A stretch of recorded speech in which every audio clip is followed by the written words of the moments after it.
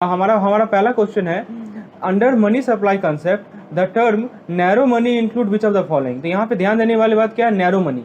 तो narrow money के अंदर क्या क्या आता है दोस्तों, आपसे ये पूछा गया है। तो फ्रेंड्स आप बताइए नैरो मनी क्या होता है। तो दोस्तों मैंने बताया था कि जो हमारा नैरो मनी होता है उसका लिक्विडिटी सबसे कम होता है। ठीक है दोस्तों, नैरो मनी का लिक्विडिटी क्या होता है, सबसे कम होता है। तो नैरो मनी में क्या क्या आता है, पहला ऑप्शन कर रहा है currency with public plus other deposit with RBI. दूसरा ऑप्शन कर रहा है currency with public plus demand deposit with bank plus other deposit with RBI. Third कर रहा है currency with public plus bank demand deposit. चौथा कर रहा है currency with public plus bank deposit plus post office deposit. तो दोस्तों narrow money का दूसरा नाम है अपना M1 को ही हम लोग नैरो मनी कहते हैं और ये सबसे ज़्यादा लिक्विड होता है। तो आप बताओ दोस्तों, पोस्ट ऑफिस डिपॉजिट लिक्विडिटी है क्या, बिल्कुल नहीं लिक्विडिटी है। ठीक है, तो ऑप्शन डी तो होगा नहीं। और दोस्तों इसमें डिमांड डिपॉजिट जो है वो लिक्विड है। ठीक है, तो यहाँ पे ऑप्शन नंबर ए में डिमांड डिपॉजिट कहीं लिखा ही नहीं गया है, तो ऑप्शन नंबर ए भी गलत है। लेकिन देखिए दोस्तों एक और टर्म है अदर डिपॉजिट विद आरबीआई।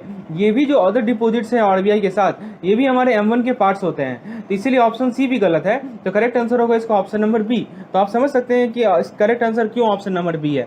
चलिए नेक्स्ट क्वेश्चन पे देखते हैं। नेक्स्ट क्वेश्चन है the primary function of money is. तो दोस्तों मैंने आपको बताया था कि जो मनी होते हैं उसके कुछ प्राइमरी फंक्शन होते हैं और कुछ सेकेंडरी फंक्शन होते हैं। So money has both primary as well as secondary function. So the question is asking you what is the primary function of money. So, the first option is the store of the value function. The second option is the medium of the exchange function. देखिए ये value function है, ये keyword है store, यहाँ पे है medium, and the third option is unit of account function, and the fourth option is saving function. तो friends आपको जहाँ तक मैंने मनी के बारे में बताया था, तो प्राइमरी फंक्शन में दो फंक्शन आते हैं। एक होते हैं दोस्तों मीडियम, ये मैंने अपनी थ्योरी लेसन में समझा चुका हूँ दोस्तों, और एक होते हैं हमारे मेजर। तो दोस्तों मनी जो है वो मीडियम है किस चीज़ का, तो एक्सचेंज का मीडियम है। ठीक है, और मनी जो है वो मेजर है किस चीज़ का, तो वैल्यू का मेजर है। ठीक है, ये प्राइमरी फंक्शन है दोस्तों। ये क्या है दोस्तों, ये मनी का प्राइमरी फंक्शन है। तो फ्रेंड्स आप जरा देखिए ऑप्शन को, पहला कह रहा है कि the store of value function, दूसरा कह रहा है कि the medium of exchange function, तीसरा कह रहा है कि the unit of account function. तो सी और डी तो नहीं होगा, ठीक है, बी हो सकता है। ठीक है दोस्तों, तो इसका correct answer option number B. आपको समझ में आया क्यों ऑप्शन नंबर बी करेक्ट है। ए भी इसलिए नहीं होगा क्योंकि देखिए ए में आपका कह रहा है कि स्टोर ऑफ वैल्यू फंक्शन, तो यहाँ पे मैंने क्या बताया, it is a major of value function not store. ठीक है, स्टोर होता है दोस्तों वैल्यू, तो स्टोर ऑफ वैल्यू भी है लेकिन ये सेकेंडरी फंक्शन है मनी का। ठीक है, मैंने समझाया है दोस्तों। लेकिन जो हमारा प्राइमरी है वो दो ही है, याद रखिएगा, एम और M, medium and measure. Medium किस चीज़ का, एक्सचेंज का, और मेजर किस चीज़ का, वैल्यू का। ठीक है, ये तो ये आपको ध्यान रखना है, ये चीज़ मैंने अपने थ्योरी लेसन में अच्छे तरीके से समझाया है। चलिए आगे बढ़ते हैं, नेक्स्ट क्वेश्चन को देखते हैं। क्वेश्चन नंबर 3 है money is anything which perform the following, pick out the odd one. तो दोस्तों क्या कर रहा है कि मनी वैसा चीज़ है जो कि इसे परफॉर्म करता है, आपको ऑड वन को पिक करना है, यानी कि गलत कौन सा है, यानी मनी का फंक्शन पूछा गया है। तो पहला कर रहा है मेजर ऑफ वैल्यू, दूसरा कर रहा है मीडियम ऑफ एक्सचेंज, देखिए मेजर कीवर्ड है, मीडियम कीवर्ड है, थर्ड कर रहा है store of value over time, और चौथा कर रहा है मेजर ऑफ प्रॉस्पेरिटी। तो दोस्तों मैंने आपको बताया है कि मनी का 4 फंक्शन होता है। पहला है मीडियम, ठीक है, दूसरा है दोस्तों मेजर, ठीक है, तीसरा है दोस्तों स्टोर, और चौथा है दोस्तों स्टैंडर्ड। ठीक है, तो ये 4 फंक्शन याद रखिएगा। इसमें जो पहला 2 फंक्शन है वो प्राइमरी फंक्शन है, और जो लास्ट 2 फंक्शन है वो सेकेंडरी फंक्शन है। ठीक है दोस्तों, तो ये प्राइमरी और ये सेकेंडरी है। तो आपको यहाँ पे तो अलग से नहीं पूछा गया कि प्राइमरी क्या है सेकेंडरी क्या, आपको ऑड वन पिक करना है। तो पहला सही होगा, दूसरा सही होगा, तीसरा सही होगा, लेकिन जो मेजर ऑफ प्रॉस्पेरिटी है ये गलत है। तो आपसे क्या इनकरेक्ट है, ऑड वन पूछ रहा है, तो ऑड वन में ऑप्शन नंबर डी हमारा सही होगा। क्या होगा दोस्तों, ऑप्शन नंबर डी। तो करेक्ट आंसर होगा इसका थर्ड का ऑप्शन नंबर डी। ओके, चलिए आगे देखते हैं।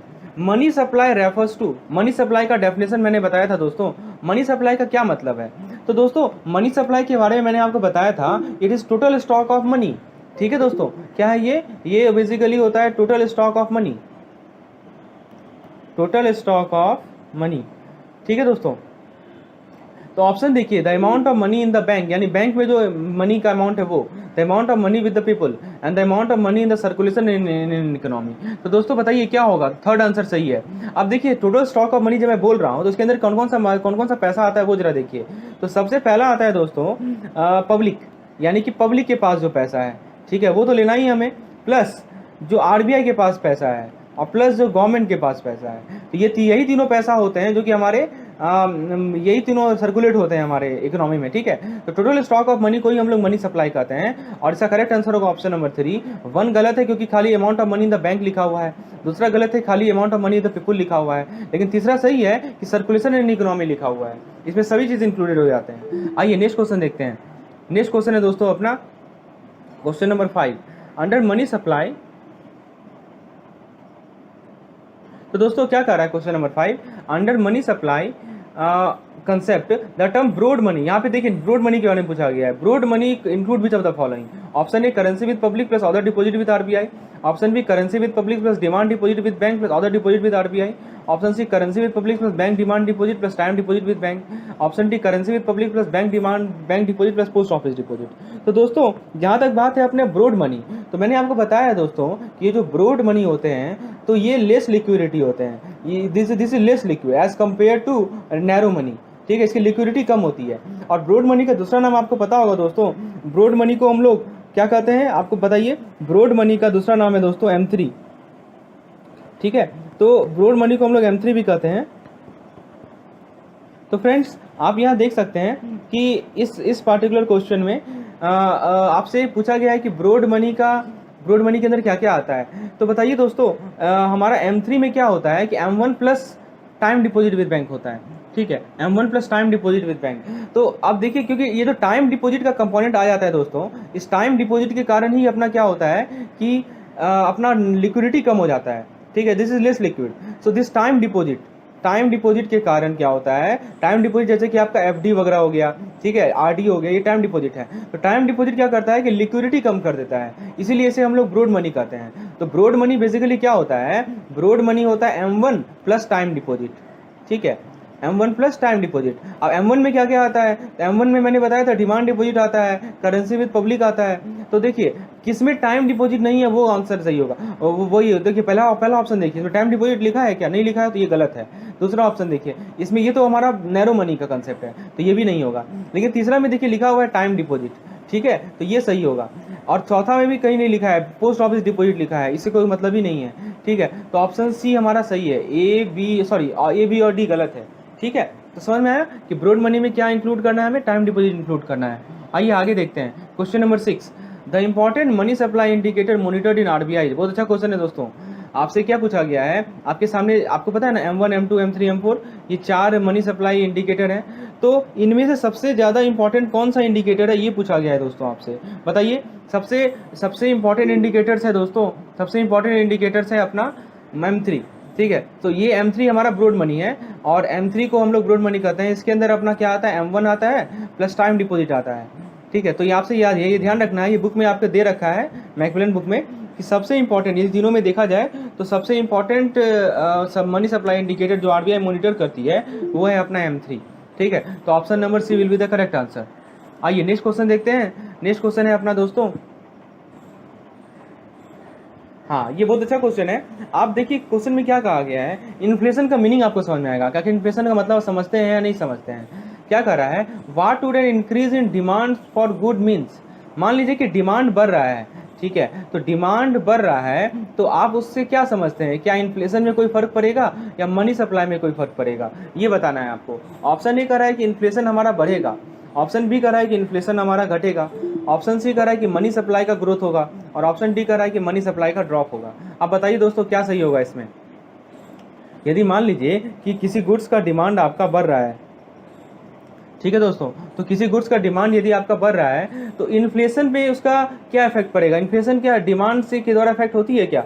तो दोस्तों अभी मैं आपको कॉज ऑफ इन्फ्लेशन बताऊंगा, तो वहाँ पे मैं आपको बताऊंगा कि डिमांड भी उसे इफेक्ट करती है, ठीक है।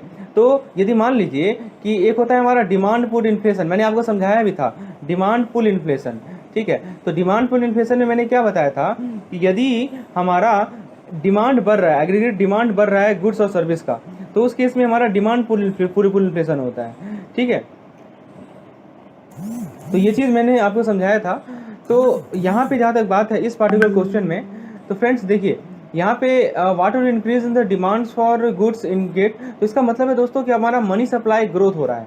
So it indicates option number C, it indicates the growth of money supply.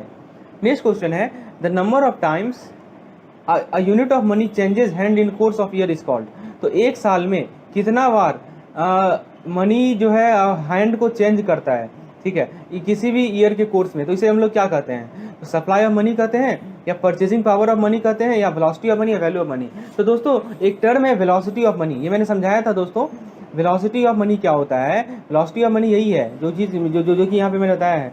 Velocity of money क्या है दोस्तों, कि इसका डेफिनेशन देखा जाए तो ये होता है कि frequency with which a unit of currency can be exchange for purchasing the good, यानी कि number of time money movement is there. क्या है दोस्तों, number of times money movement is there.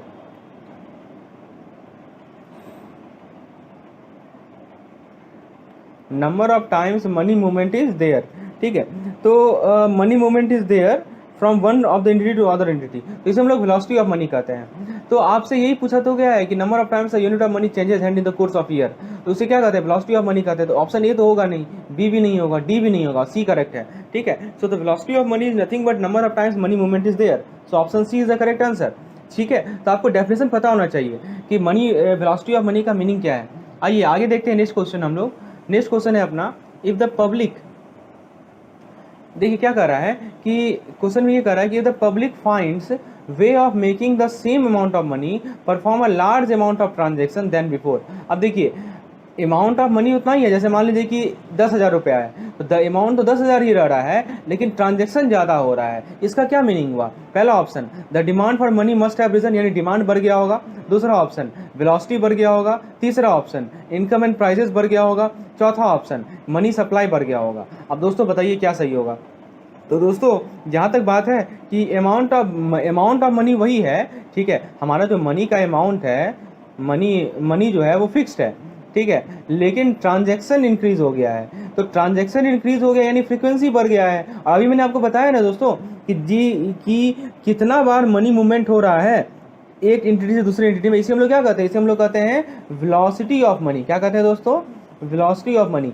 तो आप इस केस में देख सकते हो, इसका मीनिंग यदि समझना है तो आप समझो ऐसे कि यदि मान लीजिए कि सेम अमाउंट ऑफ मनी है लेकिन वो ट्रांजैक्शन ज़्यादा बार कर रहा है, तो इसका मतलब ये हुआ कि जो वेलोसिटी ऑफ मनी है हमारा वो बढ़ गया है, ठीक है। तो इसकी डिमांड नहीं बढ़ेगा, ऑप्शन ए गलत है।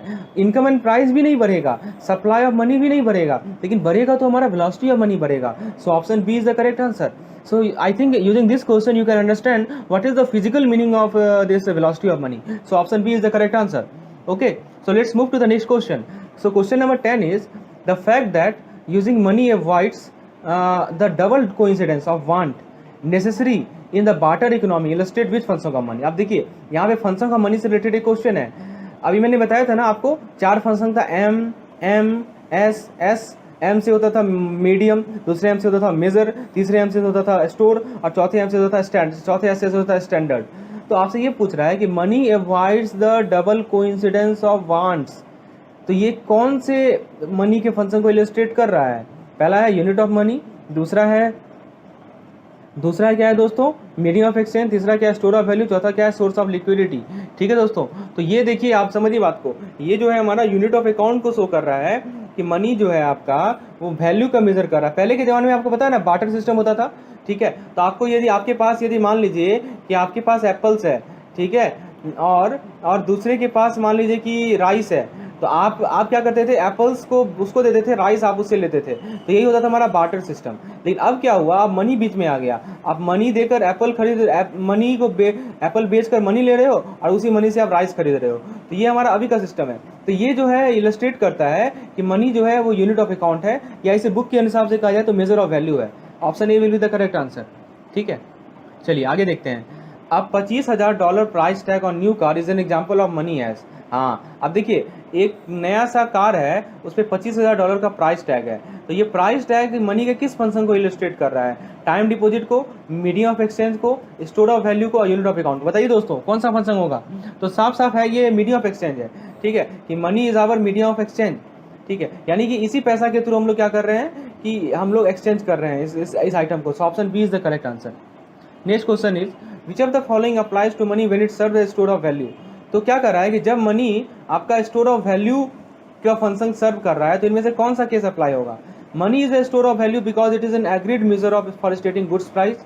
The more stable money is value the better it serves the store of value. When money serves as store of value it requires a double coincidence of wants, ठीक है, तो third तो होगा नहीं। Third अभी हम लोगों ने ऊपर देखा था ना, आप देखो इस वाले क्वेश्चन में हम लोगों ने कोइंसिडेंस वाला देखा था, तो यूनिट ऑफ अकाउंट था, स्टोर से मतलब नहीं था। ठीक है, तो थर्ड तो होगा नहीं, तो ऑप्शन नंबर सी नहीं होगा। ठीक है, तो करेक्ट आंसर इसका क्या है कि मनी स्टोर ऑफ वैल्यू इसलिए है क्योंकि एग्रीड मेजर्ड है फॉर स्टेटिंग गुड्स प्राइस। ठीक है, ये एक मेजर है जिसके थ्रू हम लोग गुड्स के प्राइस को स्टेट कर सकते हैं। So option 1 is the correct answer, so A will be the correct. Okay, so next let's move to the next question. So question number 13 is the quantity of money in an economy is 9 million dollar. ठीक है, देखिए money का quantity दे रखा है हमारे economy में 9 million dollar और velocity of circulation दे रखा है 3, तो आपको नॉमिनल जीडीपी बताना है।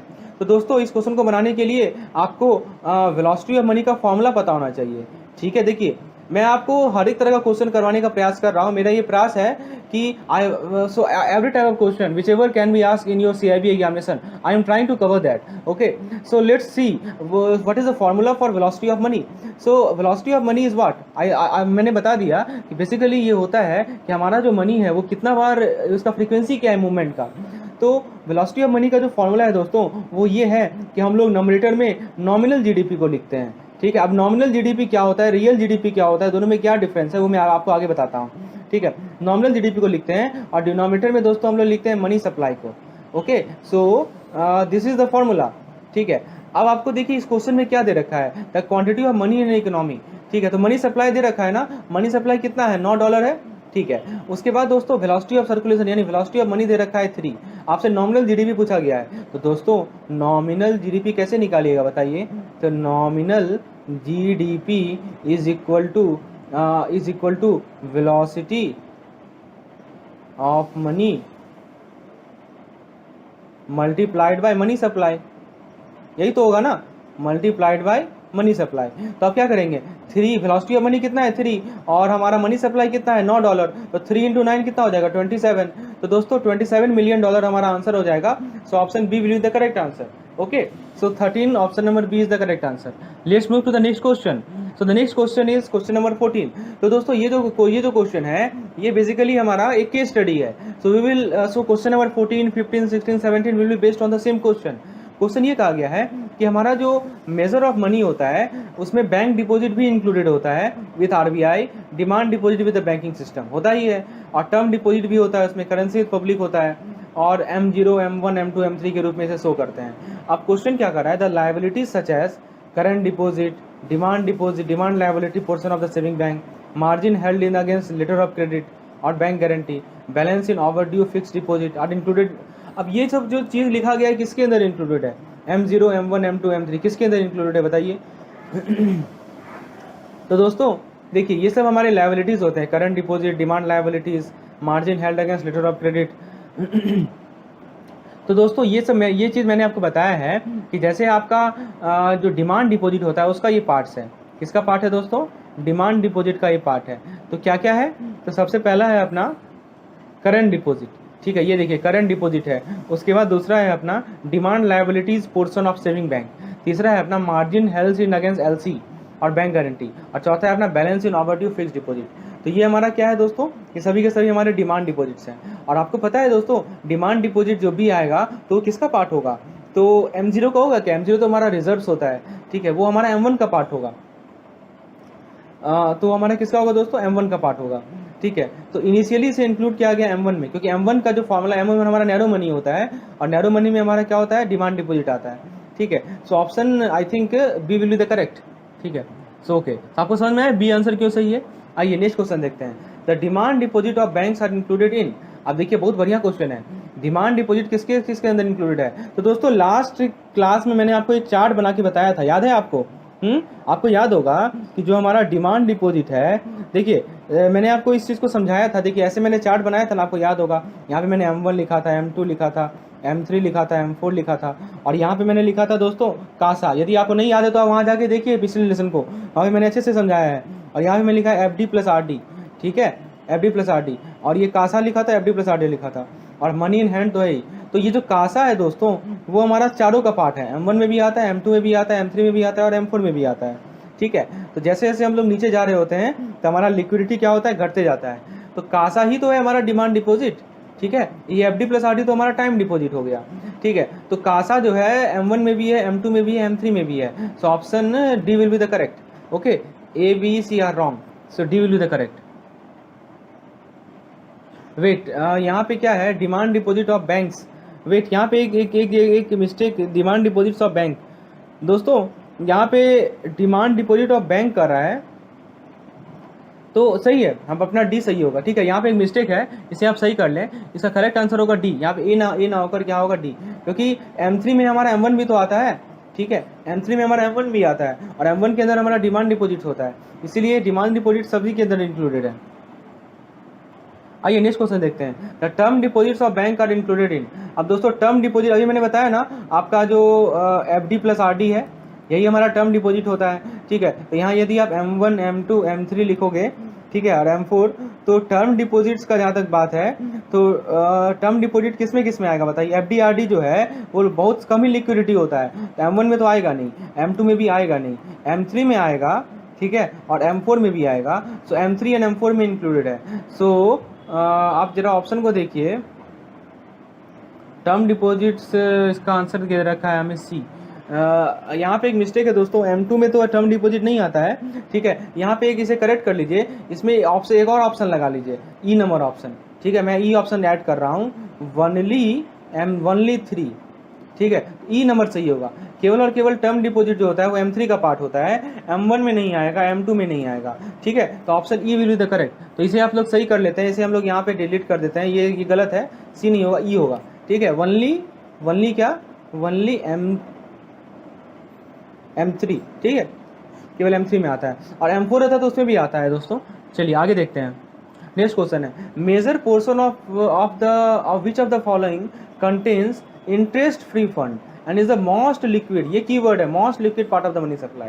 अब देखिए मोस्ट लिक्विड जब कह दिया है तो आप बताइए M0 M1 M2 M3 में सबसे ज़्यादा लिक्विड कौन सा है, तो M0 सबसे ज़्यादा लिक्विडिटी है, ठीक है। M0 पता है ना आपको, M0 क्या होता है, M0 के बारे में मैंने बताया है दोस्तों, M0 हमारा रिजर्व फंड्स होता है, ठीक है।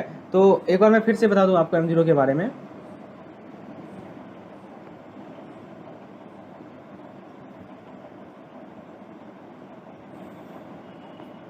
M0 दोस्तों हमारा मोस्ट लिक्विड फंड होता है, ठीक है। तो वो हमारा रिजर्व्स होता है, RBI के पास जो रिजर्व जमा होता है वो होता है, उसके अंदर हमारा CRR SLR ये सभी कंपोनेंट्स होते हैं, और प्लस जो RBI के पास जो मनी डिपॉजिट्स है, ये अदर डिपॉजिट विद RBI ये आते हैं। तो ये हमारे M0 के पार्ट है, और सबसे ज़्यादा लिक्विडिटी पार्ट यही है। जैसे जैसे आप नीचे जाओगे ना तो आपका लिक्विडिटी जो है वो घटेगा, ठीक है। लिक्विडिटी क्या होता है, घटता है, और अमाउंट ऑफ मनी क्या होता है, बढ़ता है। तो इसीलिए M0 is the most liquid, M1 then after then M2 then M3।